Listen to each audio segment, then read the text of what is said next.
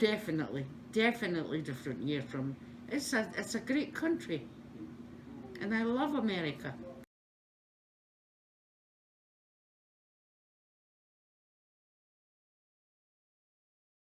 Dominic. How old are you? I'm 15. Okay. So what's your name? Jaime Javier de la Cruz, Okay. So where do you work at now? Marathon Petroleum Company. Ann Moore, And how old are you? 79, Where were you born? Scotland, And what year did you come here? 1957. Mr. Barbary, Okay. What's your job? teacher, Finley High School, Okay. Where'd you go to school? high school or college? College, if you want. Bluffton Bluffton. University, well, college, university now.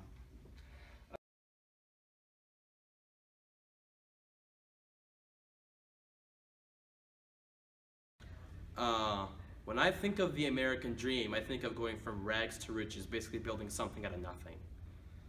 A good example, I guess, is when Steve Jobs basically built Apple, this titan of a company, out of his garage. That's where it all started. So I guess it's like going from humble beginnings and actually making profit. Freedom to do, and plus, it's a woman's country, and I'm a woman. So I came here because of freedom and womanhood. That's a great question. To me, the American dream is there's three pieces to it. One, the ability to dream of a future where you can have success and you can have a family and you can kind of just envision what you want to do with your life and where you want to go and the things you want to do. That's part one. There's a lot of people in this world and in this country that never get to that point where they can even dream because to them dreaming of a better tomorrow is fruitless and it's so far from reality that why bother. So to me the American dream starts with can you actually dream of a better tomorrow. Two, the opportunity to actually pursue it. So with me, I was lucky. I got to go to college. To pay for college, I played soccer in college, and I got partial scholarships for soccer. I got partial scholarships for academic achievement, and then my parents were able to pay. My dad, by the time I was in college, had advanced enough in the ranks where he was able to help pay for school, not just for me, but for my siblings as well. And then from law school, I got on with Marathon Petroleum Company as an attorney, and I got to actually work for the American dream. Achieving the American dream is part two is actually, part one is dreaming the American dream, part two is working for it, part three is when you can actually start achieving it. So part three is when your mom, Elizabeth, and I got our first home. And I can remember the first night, it was raining, and we thought to ourselves, those raindrops, they're ours. We own them. We own the grass, we own the ants, we own the spider, everything on our property we owned. That was the first realization that we are achieving the American dream. We had 3 kids. All of a sudden we found ourselves able to buy them nice clothes, to let them watch educational programs on TV, saw them go to school, saw them learn and achieve, and all of a sudden realized that their dreams were bigger than our dreams. And to me, that is when we started to realize the American dream. And we hear a lot today on the news about all the tragedies and whatnot in the world. And you go back in time and you hear about Reagan's shining city on the hill and how many presidents have urged to make America a better place to live for all people. Do you believe in that there is a universal American dream that all Americans strive to achieve? I believe so. I believe all Americans, and not just Americans, but the people who believe that America is that shining city on the hill, that aren't they may be from a different country, maybe aren't from this country. I believe they believe in the American dream, and I believe that we have to always be, at least in concept, that shining hill, or the shining city on a hill. we always have to be that place where it's the desired place. It's the place where you go for opportunity. I think we still are that place in concept. The sad part is I think many people don't get to realize that. I think many people from the get-go, whether it be because of the color of their skin, whether it be because of the language that they speak, whether it be some other arbitrary and some arbitrary reason, some people I think are excluded from the dream. I think, and that's my opinion, and people are free to disagree with that. But I remember having these discussions with my dad a long time ago about, well, why can't people just pick themselves up from their bootstraps? Why can't people just rough it out and do it the hard way? And he told me something. He says, because a lot of people just don't have the opportunity. A lot of people just don't have the advantages that I have growing up. I got to go to college because my parents enabled me to be able to go to college. If I had no opportunity to get an education, what would have been there for me? I can go get a job, and I could have made a living. But would there be any way for me to distinguish myself? Would there have been any way for me to present myself in a manner where somebody looked at me and said, you know, I want this person to lead people in my organization. I want this person to lead my organization. I don't think so. I think there's so many people out there that just don't have that opportunity that I had and that others have to achieve the American dream. And I think there's an obligation for those of us who are achieving the dream to give back and to create more awareness and to open doors and to do what we can so people out there that are locked out can have a chance to dream themselves, can have a chance to achieve those dreams. I think the American dream is having the freedom to be able to choose one's path in life, be able to fulfill one's desires or having the ability to fulfill one's desires, and being able to live free, to pursue one's interests, to be able to live a fulfilled life, opportunities like raising families.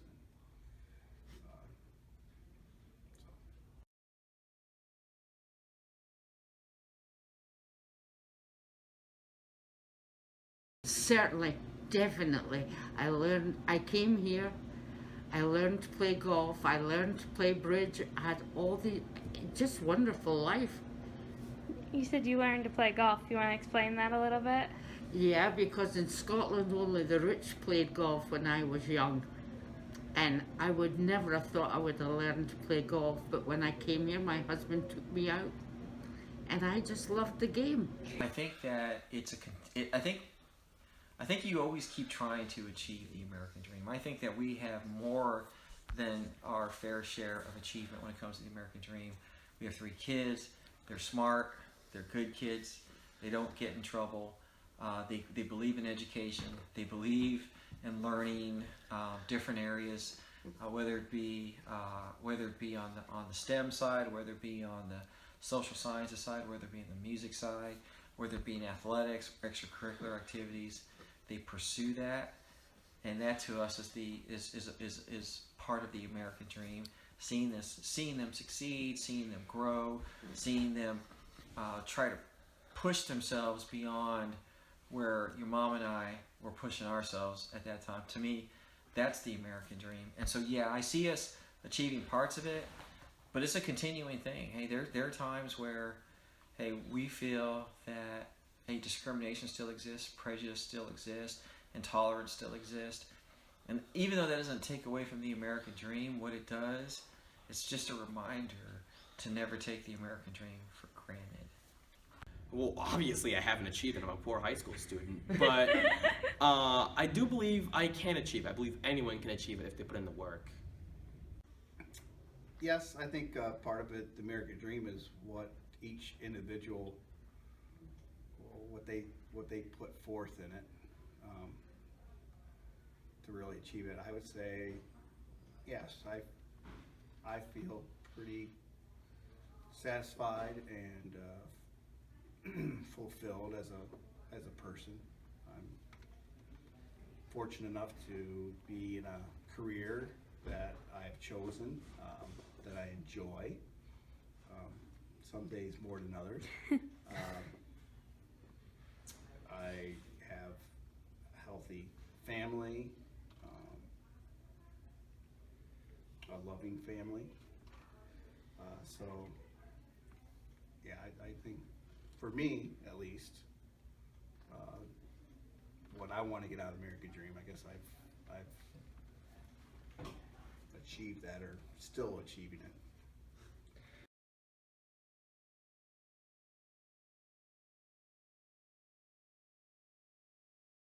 Evolved. One can make an argument that more and more groups can be part of this American dream. Now, do understand that we're not a perfect society, we're not a perfect nation, perfect country, mainly because humanity is involved in it, which is never going to be perfect. But I think over time, more and more groups have been able to partake part of this American dream, or to pursue those desires.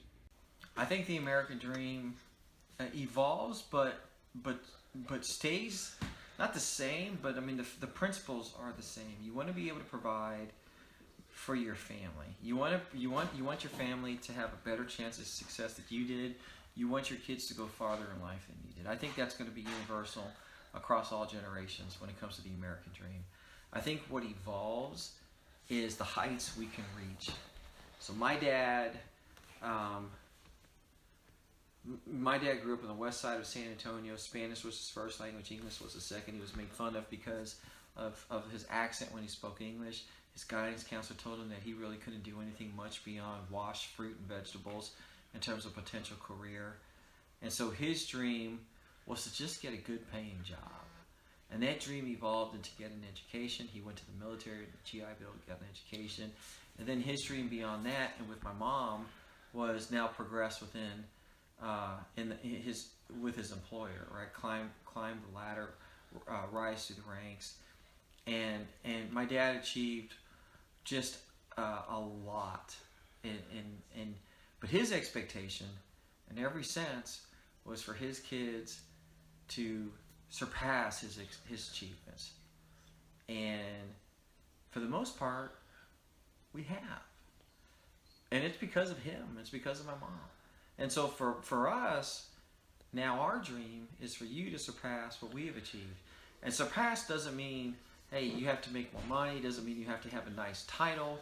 It just means that your success and what you want for yourself and what you want for your kids is building on the foundation that we help build. It's changed a little. Not for the good. It was better before. It was better in 1957 when I came here. You could do anything. You could get good jobs without college degrees. You just had so much opportunity here. I think it is a bit of both. It's old-fashioned ideas that still work today.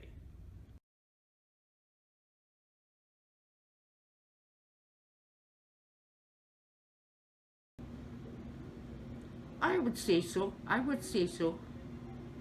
I mean, I just think it's wonderful opportunities in this world, in this country. I believe yes.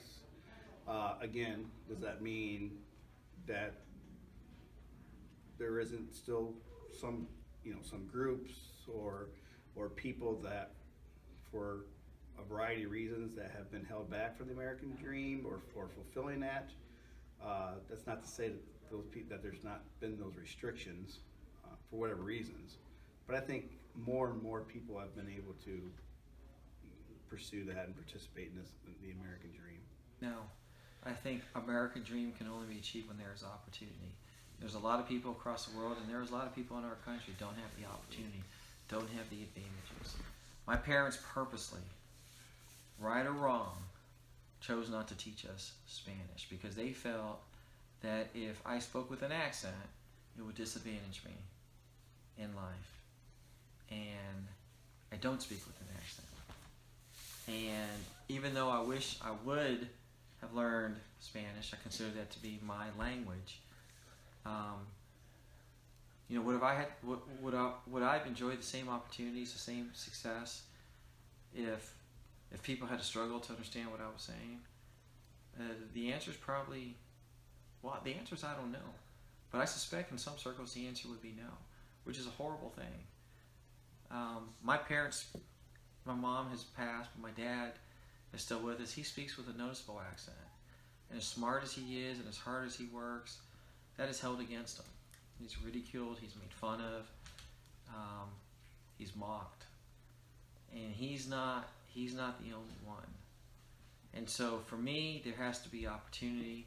There has to be, you have to be able to seize the opportunity. A lot of people don't even get that opportunity. So I think a lot of people from the get-go, through no fault of their own, are prohibited from pursuing the American dream.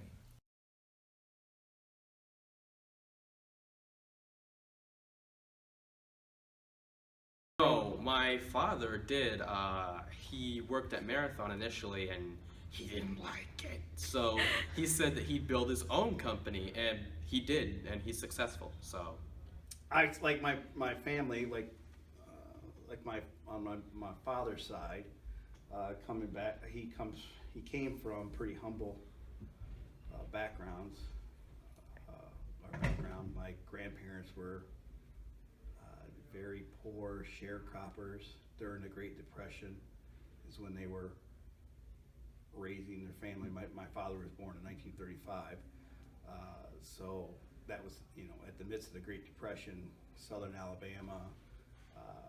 They had to work extremely hard just to make a little bit of a living, living in what we would consider today, you know, dirt floor kind of house shack, growing cotton and peanuts and other crops, and just basically just barely making enough money to feed the family. And then as World War II progressed, my grandfather was able to get a job at an Air Force base in Florida. I'm trying to think of the name of it, but anyhow, so that improved a little bit of their income.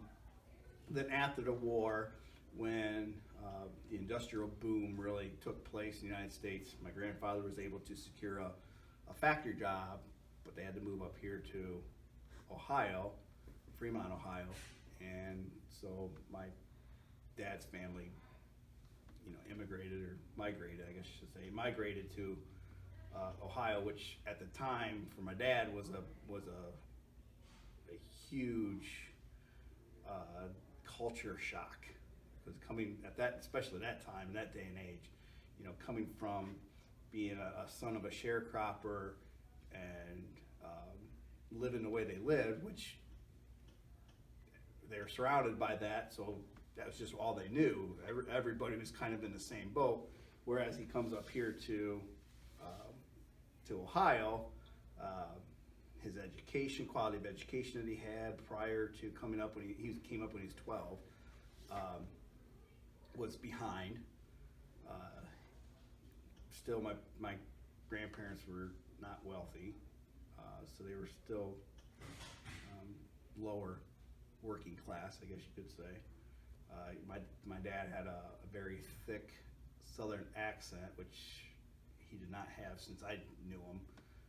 He had lost that or tried to forget it, kind of. So he had a lot of obstacles in his way. But he graduated from high school, which my grandparents did not. And he was able to get a job at Ford Motor Company eventually, and still his family. My dad was able to provide for his family a pretty middle class, upper middle class, even I would say, livelihood, especially compared to where he came from.